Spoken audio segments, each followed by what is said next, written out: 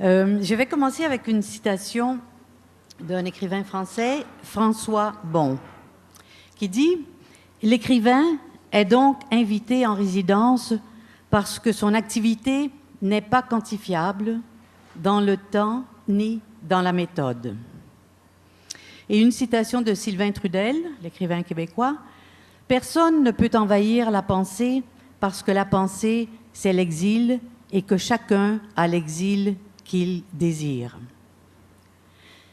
Tout est possible.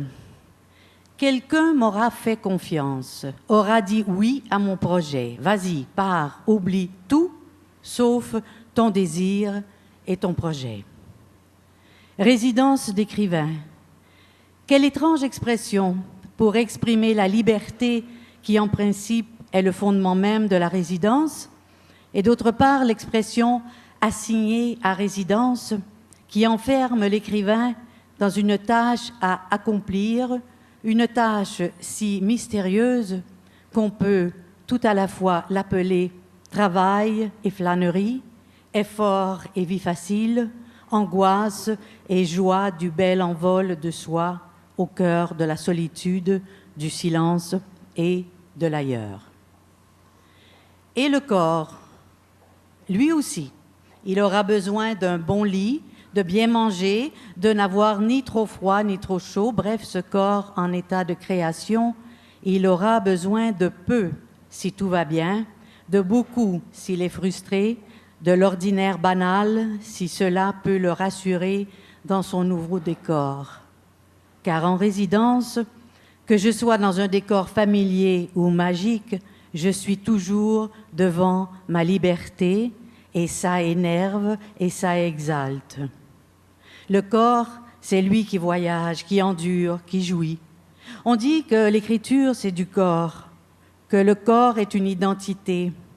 Parfois, on dit même en art que le corps est une œuvre et qu'on peut en faire un beau déguisement, une chose hybride, une sculpture.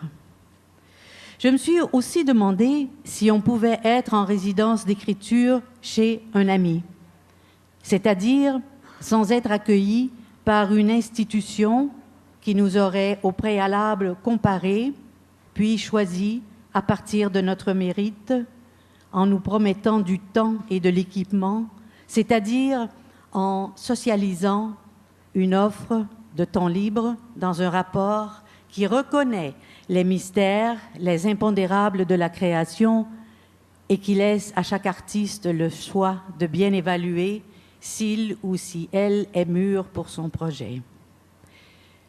Je suis en résidence, le temps m'est compté. J'oublie pourtant le temps. Je suis une éponge, un rêve. Je suis enfin là, au loin, ailleurs. Je suis quelqu'un qui vivra au plus fort de toutes les tempêtes en soi pendant quelques semaines, un mois.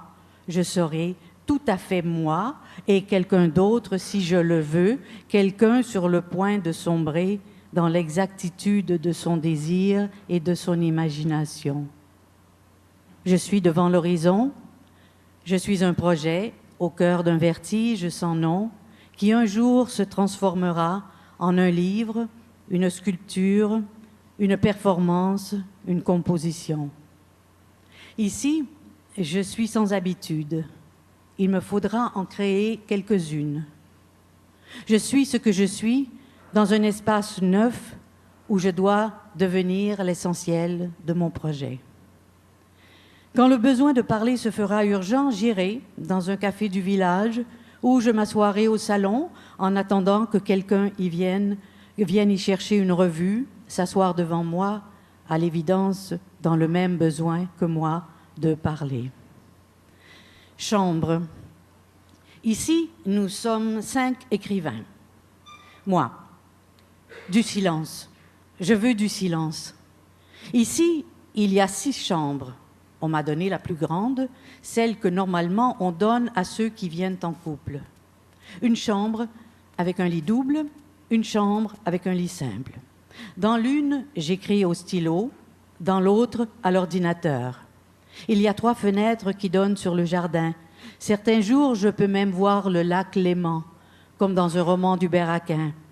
D'autres jours, il y a des voix au jardin.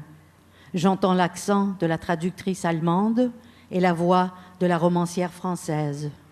Au jardin, la beauté de la poète égyptienne me distrait, ou peut-être est-ce le contraire, elle m'inspire.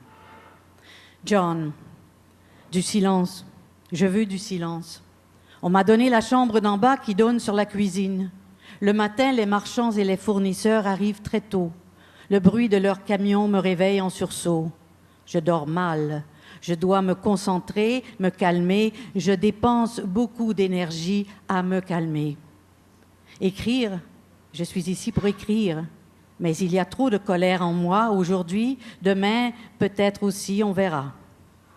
Eva, du silence. Je veux du silence. Ma chambre, c'est la bibliothèque. À l'époque, c'était la pièce la plus importante du château. Des livres jusqu'au plafond, un grand divan en cuir, un bureau d'acajou. Je dors dans une petite cellule adjacente à la bibliothèque. Pour prendre une douche, je dois traverser le corridor. Virginie. Du silence, il y a trop de silence ici. Ma chambre donne sur le jardin et les rosiers. Je n'aime pas cette chambre avec ses tissus roses et vert pomme qui me font penser à Madame Bovary. J'ai loué une voiture, j'ai besoin de parler avec les gens du coin. La nuit, j'entends les bêtes rôter dans le jardin. Les mardis et les jeudis, je vais dans un village voisin parler avec le sonneur de cloche. C'est aussi un conteur. Il pense qu'il sera le dernier sonneur de cloche. Jasmina. La chambre est petite et il n'y a pas de douche. J'ai fini par l'aimer en pensant à Virginia Woolf. Mais je préfère travailler dans le jardin. J'ai perdu 4 jours pour faire réparer mon ordinateur. Aujourd'hui, j'ai appris que Damas était aussi le nom d'une rose. Le silence ici me bouleverse. Nuit. Jasmina souffre d'insomnie. Elle passe beaucoup de temps à téléphoner au Caire pour prendre des nouvelles de ses enfants.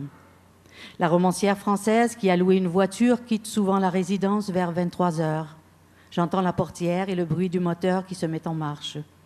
L'Allemande se couche très tôt. Tous les soirs, elle écoute un DVD littéraire.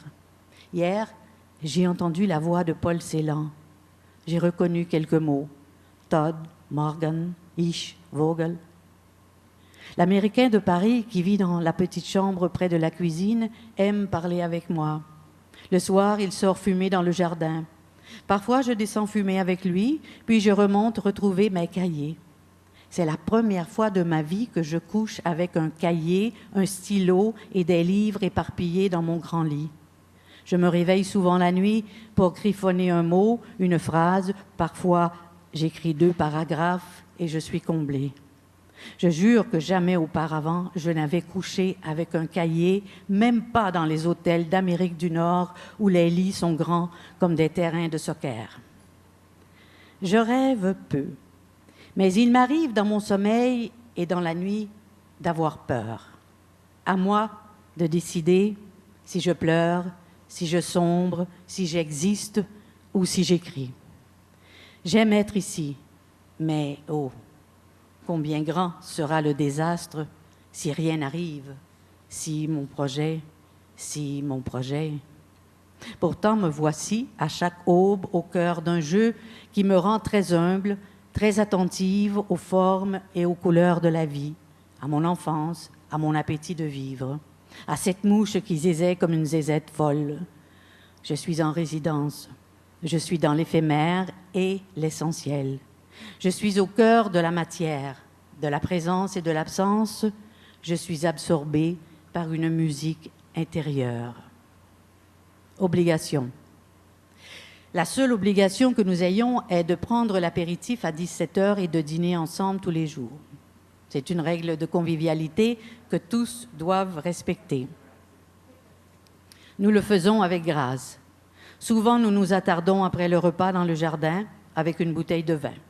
Comme partout ailleurs, il y a ici des gens de nuit et des gens de l'aube. Je suis de l'aube et de la rosée. Dès le lever du soleil, je suis penchée sur mon cahier, rarement devant mon portable que je tiens fermé jusqu'à 14 heures. Puis je transcris les écrits du matin et ceux de la nuit, dont la justesse parfois m'étonne. J'ai dit Obligation. Et je n'en ai mentionné qu'une seule. Faux. Il y en avait deux autres. Faire une lecture publique devant les gens de la région et participer à une soirée chez une gestionnaire de la Fondation.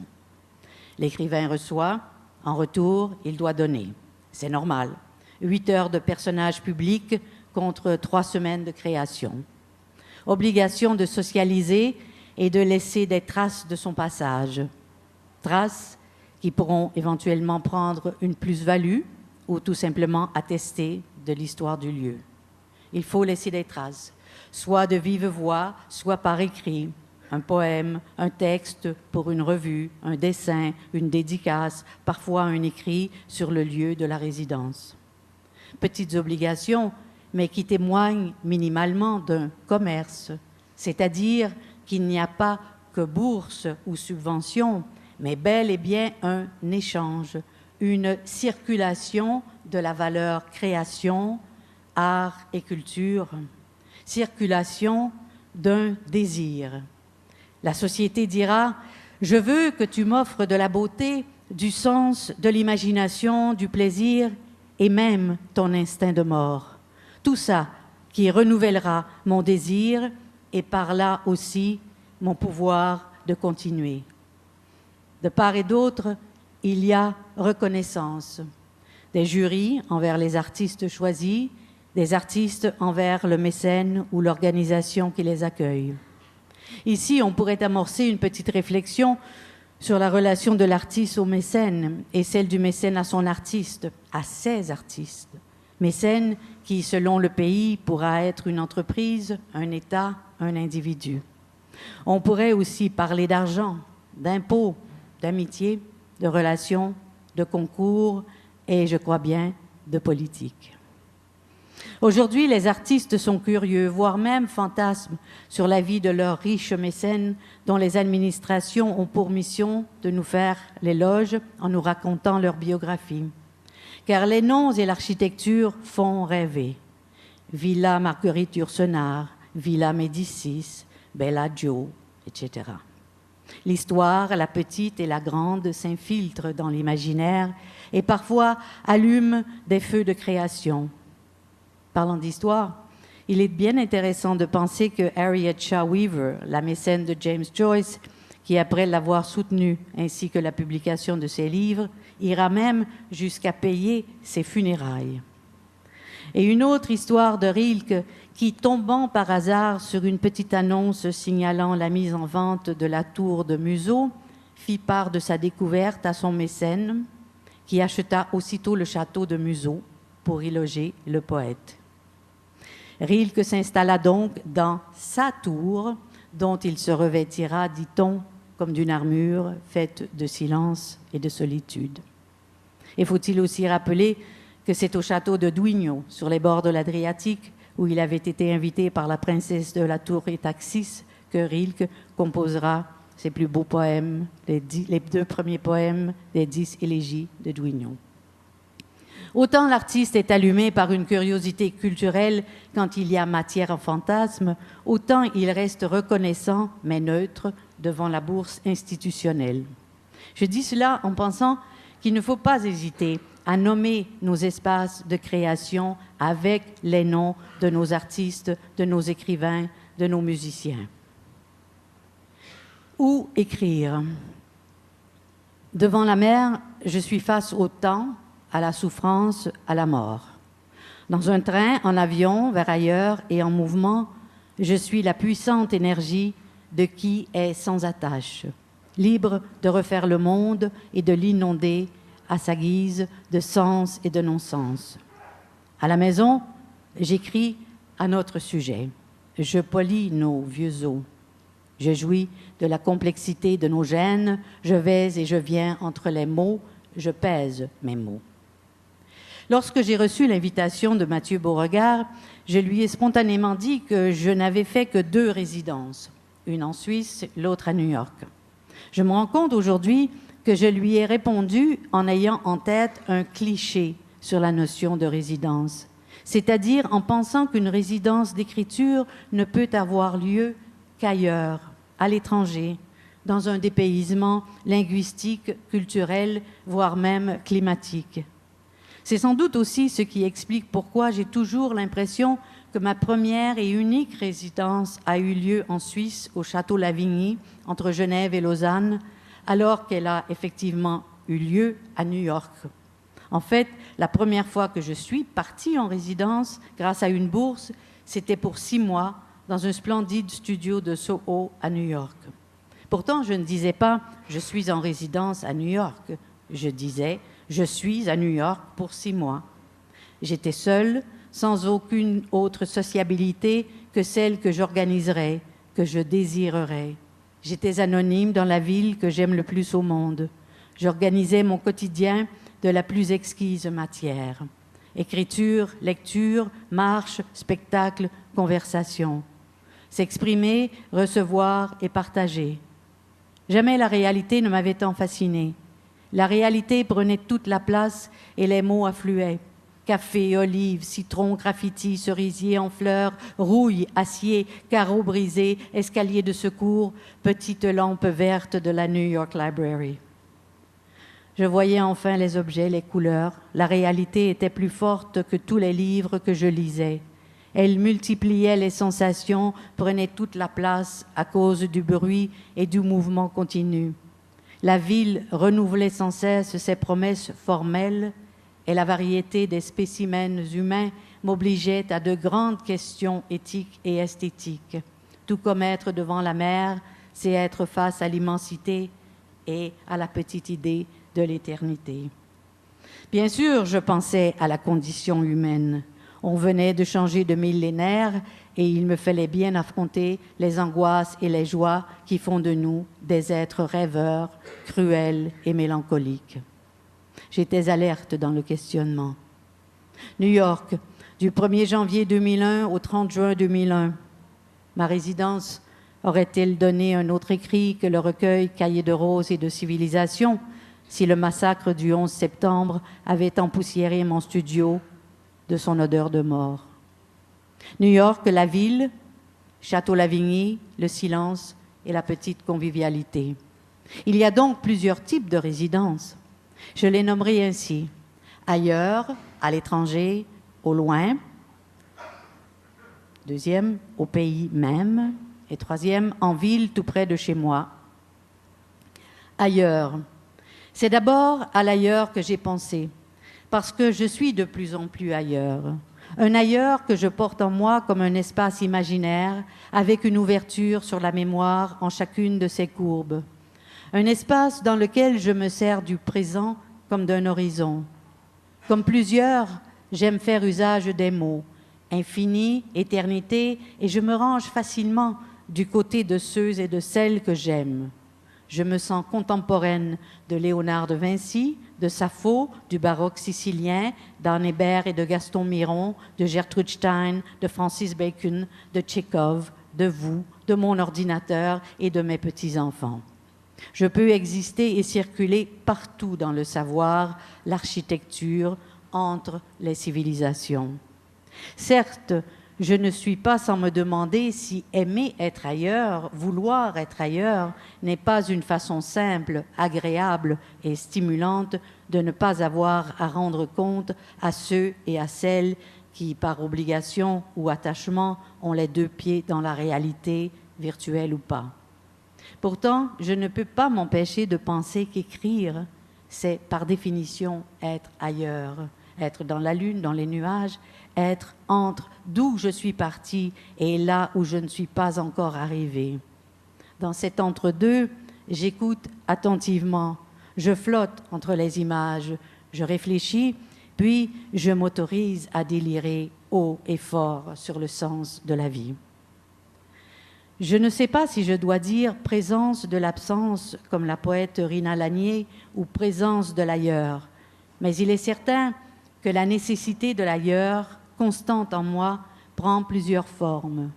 L'horizon, le lointain se profile dans l'idée de l'ailleurs. J'ai besoin de ce face-à-face avec l'inconnu, l'inédit, de cet espace où l'esprit affleure un temps encore plus ancien que celui qui vit apparaître la vieille humanité galopant comme un troupeau fou d'instinct.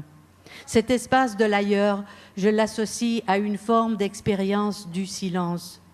Car le silence qui sculpte la solitude et les contours de notre petit moi de personnages changeants, le voyage, car sans le silence qui sculpte la solitude et les contours de notre petit moi de personnages changeants, le voyage ne serait pas un incitatif à l'écriture. Partir, c'est aussi aller à la rencontre des gens et de leur histoire, c'est me coller à des villes anciennes et aux questions de vie et de mort qui traversent les siècles. En province, chez nous, au pays. Oh, qu'il me plairait de faire au Québec ce que je fais partout dans le monde. Voyager, découvrir, réfléchir. Oh, qu'il me ferait plaisir de pouvoir choisir une résidence en Abitibi, au lac Saint-Jean, en Gaspésie, à Sept-Îles, aux îles de la Madeleine, dans les Laurentides, dans Estrie, never mind les Maringouins. Je me suis toujours demandé ce qu'il arriverait à mes textes si je devais vivre au quotidien parmi les petits détails de ce qui constitue ma culture, l'histoire de la langue québécoise, les nuances du vert de la forêt nordique, le gris, le bleu du ciel et du Saint-Laurent ou du lac Saint-Jean. Être en résidence dans le très peu peuplé Québec, au milieu des miens, avec mon accent, et parmi ceux recommencés de Marie de l'Incarnation à celui de Michel Tremblay, du Chevalier de Lorimier à Gaston Miron, de Laure Conant à Paul-Émile Bordua, de Michel Lalonde à Ouachtimou Awad. En fait, la question est de savoir quelle image je me fais du Québec, quelle est ou quelles sont les narrations qui me font l'imaginer vivant et réussi ou terne et voué à une triste fin. Quels sont mes enthousiasmes à son égard, quelles sont mes réticences. Je ne connais pas les vôtres pour le Québec, ni celles que vous avez pour vos pays respectifs, mais il est certain que nous vivons tous avec des images, des clichés offrant leurs petites joies et grandes déceptions, leurs grandes joies et petites déceptions. Les lieux où nous vivons sont souvent habités par des images, des histoires, des relents de littérature absolument importants. Neige, Néligan, Saint-Henri, Gabriel Leroy, Trois Pistoles, Victor Lévy-Beaulieu. Il y a des lieux, des événements, des personnages, des livres pour augmenter la dose fantasmatique. Il y a des pays qui sont mur à mur des espaces à fantasmes. L'Italie, la France, l'Allemagne, des villes, Venise, Buenos Aires, Prague, Saint-Pétersbourg ou Istanbul. Et c'est en grande partie des écrivains qui les ont rendus désirables. Borges pour Buenos Aires, James Joyce pour Dublin, Kafka pour Prague et bien évidemment des dizaines de peintres et d'écrivains pour Venise. En somme, un lieu géographique n'est jamais innocent. Il est chargé d'un indicible que des artistes se sont employés à traduire par leur art. Je me souviens d'un voyage en avion entre Montréal et Los Angeles. À 35 000 pieds dans les airs, l'Arizona, le Colorado, le Grand Canyon, la Californie étaient dans ma tête jalonnés d'images cinématographiques des meilleurs westerns.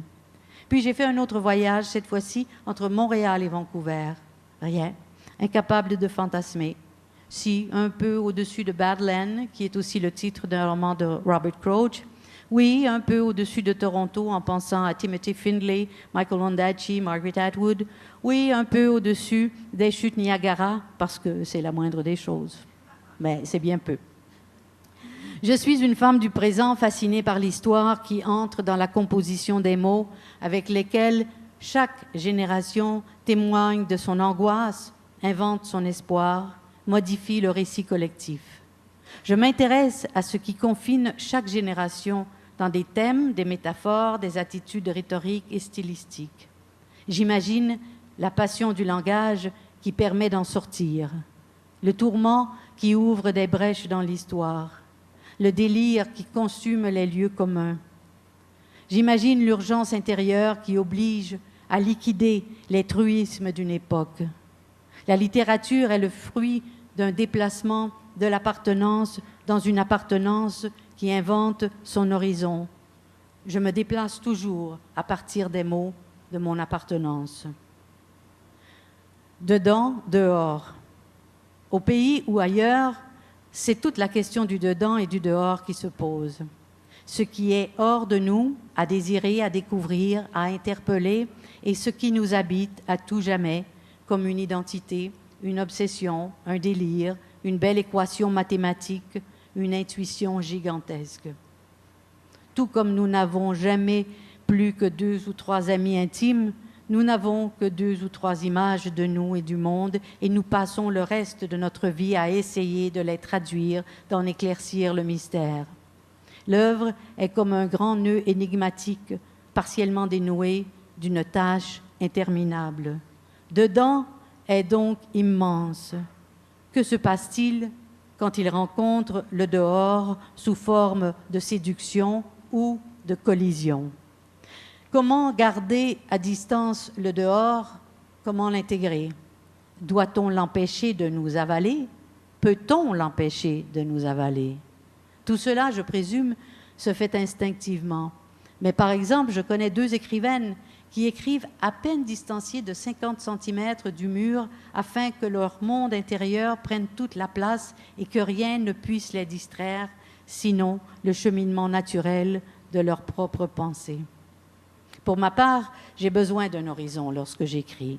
Non pas que j'ai tellement besoin de voir quelque chose, mais j'ai besoin d'un espace devant moi, d'une zone libre qui me permette de garder mes distances, d'avoir métaphoriquement un certain recul, de regarder sous plusieurs angles le sens des mots, de prendre différents élans vers ce qui alors me semble toute la beauté du monde.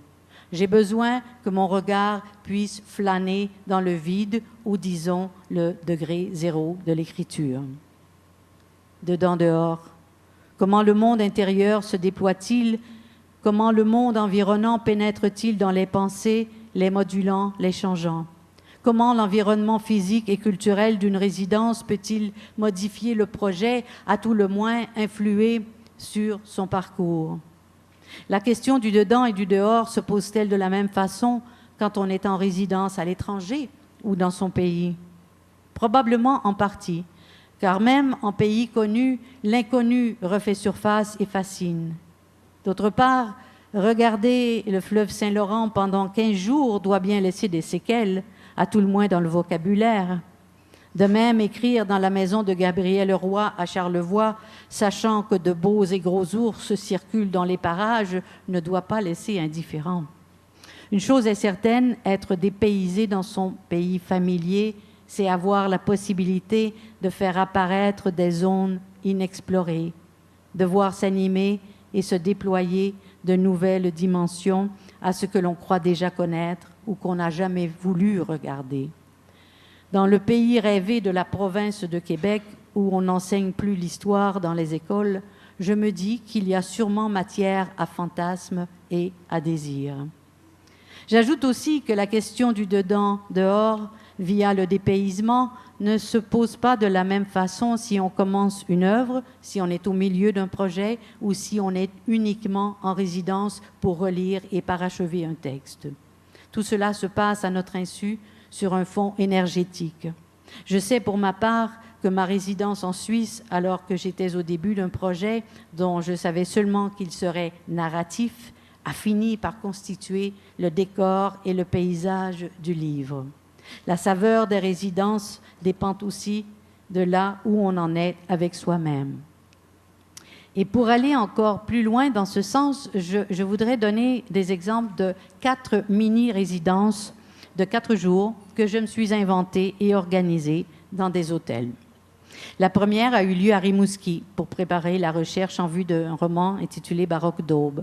La seconde dans la ville de Québec pour mon roman Hier. La troisième à Trieste qui a donné le titre et plusieurs pages du recueil Je m'en vais à Trieste. Et la quatrième à Genève qui m'a permis de compléter mon roman La capture du sombre, commencé en résidence au château Lavigny. Dans l'un et l'autre de ces livres, je suis évidemment la seule à pouvoir départager ce qui appartient originellement à mon projet et ce qui s'est greffé tout naturellement au roman à cause de mes séjours résidence. Je l'ai dit plus tôt, en résidence, nous sommes des éponges. car non seulement nous sommes dépaysés, mais nous sommes prêts à accueillir le réel différemment. C'est en ce sens que le mot flâneur est important. La flânerie dans les pensées, tout comme la flânerie associée à la marche, au mouvement du train, à l'immobilité contradictoire de l'avion, tout cela fait avancer le corps à corps avec soi-même.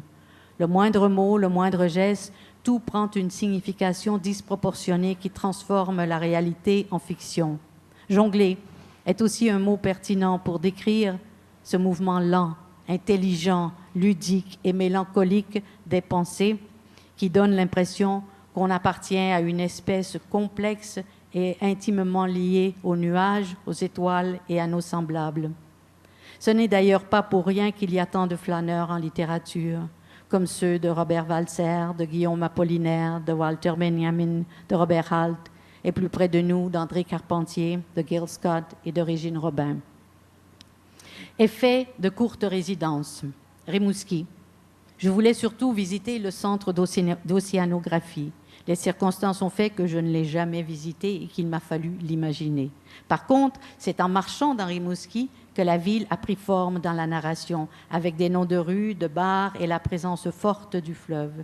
L'ordinaire, pour moi qui suis une femme qui aime les abstractions, l'ordinaire devenait important, suffisamment important pour se transformer en une description, une phrase, un désir de fiction. La moitié de ce que tu penses est fiction, alors compare. Et je comparais, j'imaginais, et je nommais un coin de pays qui faisait contrepoids à Buenos Aires et Los Angeles, déjà dans le roman. Bien que l'ailleurs soit constamment présent dans mes livres, il y a toujours une ville du Québec qui y vibre comme un point d'ancrage. Effet 2, Québec. J'avais choisi de séjourner à l'hôtel Clarendon pour son architecture art déco et pour ses soirées de jazz. Et l'hôtel est devenu un espace important dans la narration. De même, le bar de l'hôtel allait devenir une scène où l'on assisterait à la métamorphose des personnages du roman en personnages de théâtre. Je voudrais dire aussi comment le fait d'avoir choisi Québec a déclenché un processus de référence culturelle qui m'a mené de Marie de l'Incarnation au philosophe Descartes, de Descartes à la reine Christina et aux rues de Stockholm. Québec s'est déployé en histoire et en espace identitaire ouvert sur le monde. Trieste, je désirais Trieste. J'allais terminer un recueil de poèmes commencé 10 ans auparavant suite à de nombreux voyages. Je voulais terminer avec Trieste à cause du mot triste de James Joyce, d'Italo Svevo, du Café Tomaseo, du Harris Grill, de la Bora. Je voulais que Stendhal et Henri Brulard me parlent de Trieste. Je tenais le château de Duigno comme un fond d'écran désirable. Et j'aimais la petite phrase d'Umberto Saba, « Trieste è una donna ». Genève. Afin de poursuivre la rédaction de mon roman « La capture du sombre » commencé au château Lavigny, il me fallait retourner quelques jours à Genève. C'était impératif. Je devais marcher dans Genève, me documenter sur le temps, les montres, les horloges, et tout comme Québec m'avait offert la reine Christina, Genève m'offrit la tombe de Borges. Ces 4 expériences qui furent concluantes et fructueuses font qu'aujourd'hui même, je vous laisse imaginer les bienfaits que pourrait avoir la mise sur pied d'une catégorie de résidences de cet ordre, c'est-à-dire des résidences d'un maximum de 5 jours dans la ville même des écrivains. Bien sûr, un hôtel pourrait commanditer le tout. Une résidence dans ma ville, l'ordinaire, le quotidien, le familier. De l'hôtel, passons aux lieux de savoir et de mémoire que sont les universités et les bibliothèques. Il m'est aussi arrivé d'avoir fait quelques résidences universitaires, dont 2 à Montréal, c'est-à-dire avec pour tout voyage des déplacements de 15 minutes en autobus ou en métro. En général, ces résidences durent de 6 à 12 mois, leur principe étant de libérer pendant une période un écrivain de tout souci financier. En retour, l'écrivain doit être à l'université 1 jour par semaine et accueillir les étudiants. Parfois, un professeur, 2, 3, 4 ou 5 demande à l'auteur de venir dans son cours. Mais cela ne dérange pas trop. J'aime le principe de la résidence universitaire car il libère l'écrivain pour un temps non négligeable tout en l'insérant dans la vie universitaire. Mais à la rencontre des autres résidences, l'écriture qui s'y fait se déploie sur une longue durée, mais sans l'effet éponge que procurent les résidences qui dépaysent.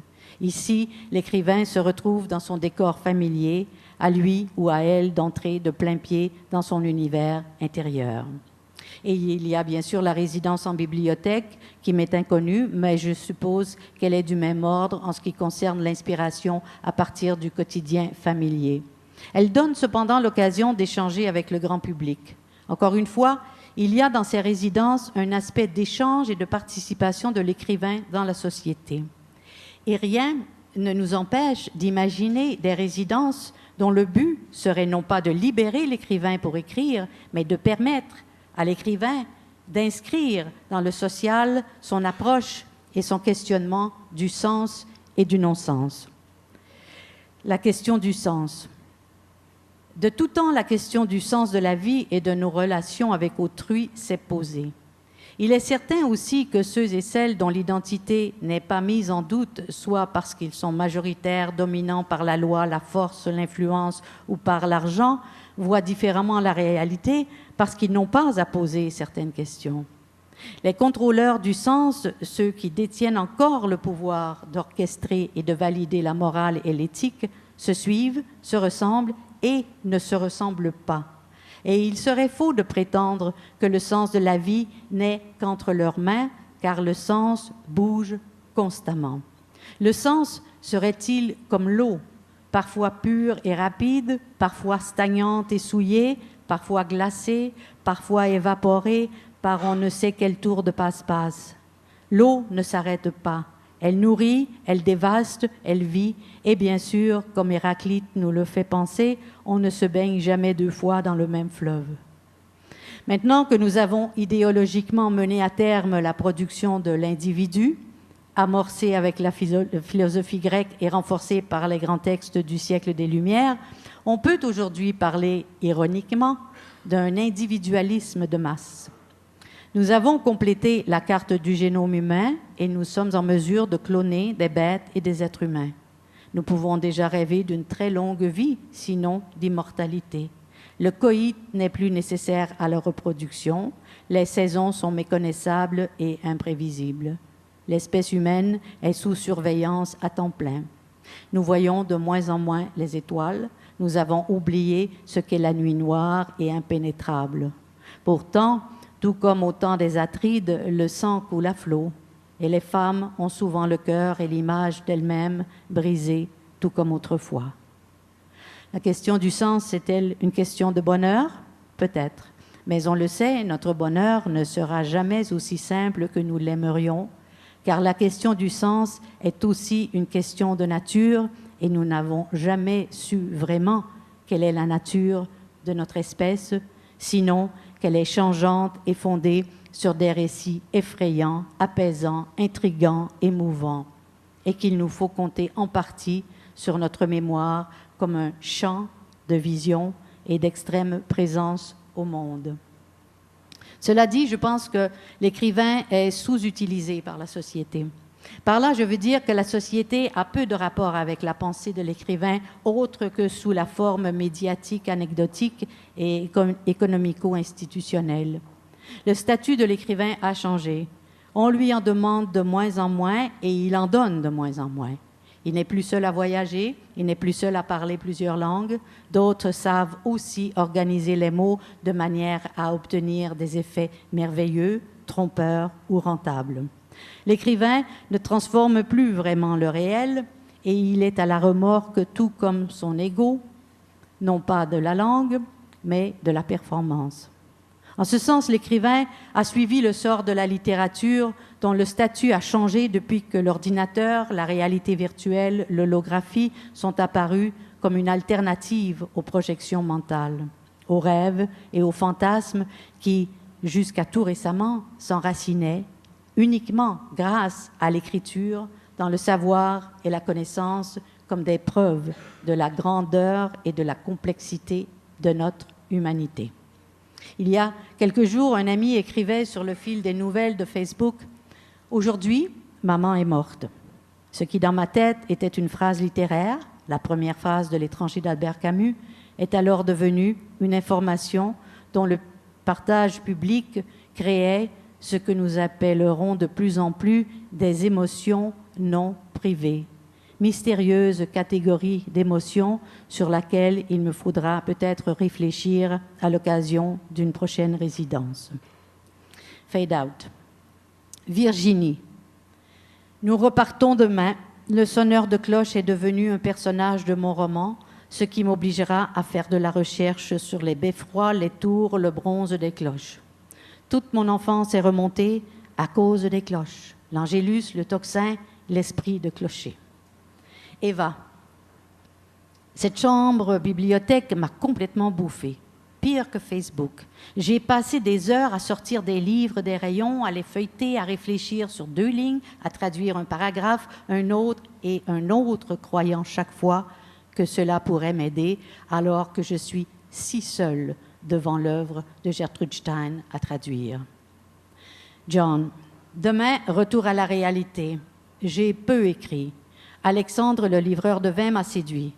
J'ai alors compris que je n'allais plus dormir et qu'il faudrait mieux avoir quelqu'un auprès de moi la nuit. J'étais venue ici en espérant terminer un roman. Je repars avec un recueil de poèmes. Jasmina, nous repartons demain. J'ai presque oublié la violence des bruits de la circulation au Caire. J'ai écrit 2 nouvelles, une que je trouve particulièrement insignifiante et que je n'arrive pas à comprendre. Comme si d'avoir été plongé dans un monde de silence m'avait laminé les pensées, court-circuité les images qui habituellement me viennent sans difficulté. Je ne sais plus où j'en suis. Tout est à recommencer. Oui, c'est ça, l'an prochain, ce serait bien de faire une autre résidence. Nicole, nous repartons demain. Le temps a passé très vite. Dès les premiers jours, je suis allée au musée de l'art brut à Lausanne. Je suis tombée sur l'exposition « Écriture en délire ». Une œuvre intitulée « Le plancher de Jeannot » m'a particulièrement frappée. Puis, tout est allé très vite. Les personnages ont surgi, les obsessions, leurs voix orchestrées. Mon livre s'intitulera « La capture du sombre ». Moi. Tatiana Beaujeu-Liman, l'éditrice, les revoit, ceux qui tous les lundis venaient entendre les poètes au château. Après la lecture, on servait le vin dans le jardin. On se servait aussi les uns des autres pour exister. La nuit tombait, les poètes continuaient de boire et de s'amuser. Quel que soit leur tempérament, leur désert intérieur ou leur fatigue, ils riaient tous de grand cœur en multipliant les calembours et en citant d'autres écrivains. Tatiana croyait que les poètes parlaient une autre langue, mais qu'ils nous ressemblaient à cet endroit où l'être vacille un instant avant d'être relancé dans la morsure du temps. Il voyage, vous savez, il vacille dans une très douce obscurité qui les rend, je ne sais trop pourquoi, transparents. Oui, c'est ça, il leur arrive de la lumière malgré eux. Maintenant, à votre tour, Anne, parlez-moi du monde d'aujourd'hui et mettez un autre glaçon dans mon porto. Merci.